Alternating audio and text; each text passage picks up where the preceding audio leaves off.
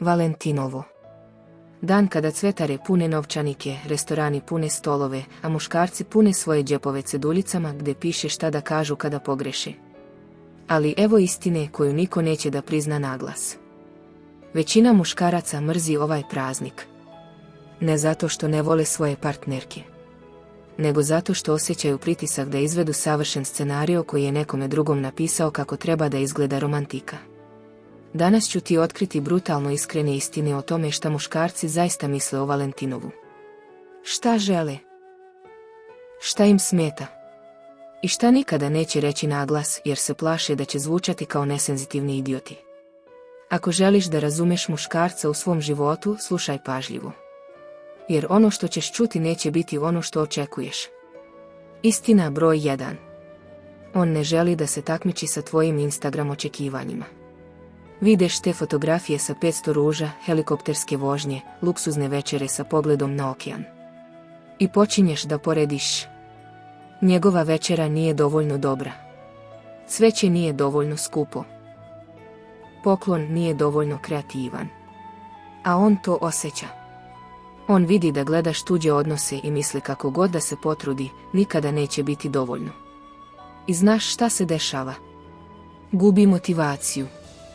Jer kada se trudi da ispuni nečije tuđe standarde umjesto tvojih, osjeća se kao da je već izgubio pre nego što je i počeo.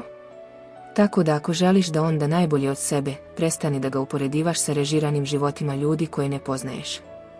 Istina broj 2. On bi radije proveo običan dan sa tobom nego forsiran romantični dan zato što je kalendar tako rekao. Muškarci vole spontanost. Vole trenutke koji se dešavaju prirodno. Ali Valentinovo je obrnut scenario. To je dan kada romantika mora da se desi. Kada mora da bude poseban. I kada stavljaš očekivanja na nešto što bi trebalo biti spontano, to prestaje da bude autentično. On bi radije da te iznenadi sljedeće nedelje bez razloga nego da se osjeća prinuđeno da izvodi predstavu 14. februara. Ne zato što mu nije stalo, nego zato što prirodan izraz ljubavi nije vezan za datum. Istina broj 3. On ne zna šta želiš jer ti sama ne znaš šta želiš. Kažeš mu da ne mora ništa. Da je okej ako ne proslavite. Da ti nije važno. I on ti veruje. Jer komuniciraš jednu stvar. Ali 15. februara si ljuta. Hladna. Razočarana. Jer u glavi si očekivala da on zna da ne misliš na ono što kažeš. A on je mislio da si bila iskrena. Tako da ako želiš nešto, reci to direktno. Ne očekuj da on dekodira skrivene poruke. Jer ono što ti zoveš očiglednim, njemu je misterija. Istina broj 4. On bi volio da osjeti tvoju zahvalnost umjesto tvog kritikovanja. Probao je. Možda nije savršeno. Možda je poklon bio očigledan. Možda restoran nije bio 5-zvezdičan. Ali potrudio se. I umjesto da čuje hvala, drago, čuje ali mogao si bar malo više da razmisliš.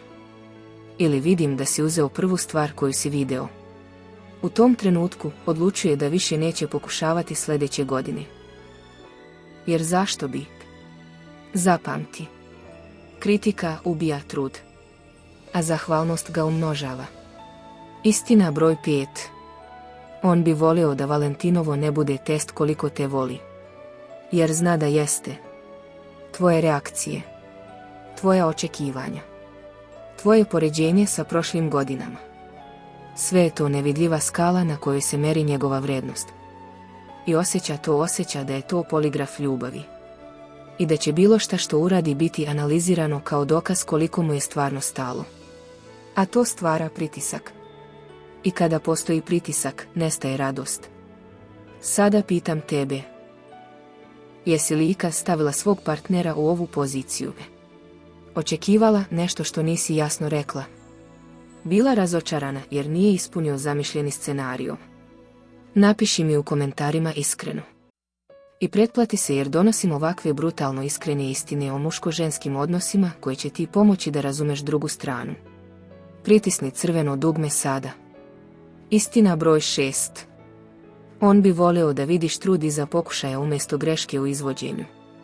Možda je cveće bilo pogrešna boja. Možda je restoran bio bučan.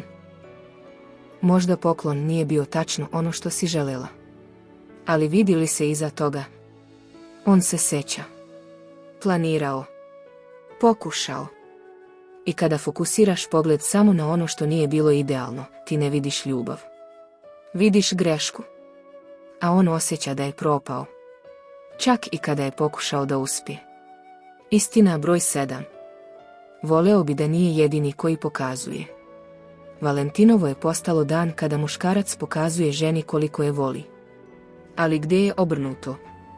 Kada je zadnji put žena iznenadila muškarca na ovaj dan? Evo šokantne statistike. Samo 20% žena kupuje poklone partnerima za Valentinovu. A 80% muškaraca se osjeća kao da je njihova uloga samo da daju. Nikada da prime. I vremenom to postaje umorno. Ne zato što žele materijalne stvari, nego zato što žele da osjete recipročnost. Da osjete da je dan ljubavi za oboje. Ne samo jedna strana. Istina broj 8. On bi voleo da budeš zadovoljna. Ne savršenstvom, nego njim. Ne poklonima, nego prisustvom. Ne restoranom, nego trenutkom. Jer na kraju dana ono što on želi je da vidiš njega. Ne njegovu izvedbu. Ne njegov novčanik. Ne njegov trud u poređenju sa tuđim. Samo njega.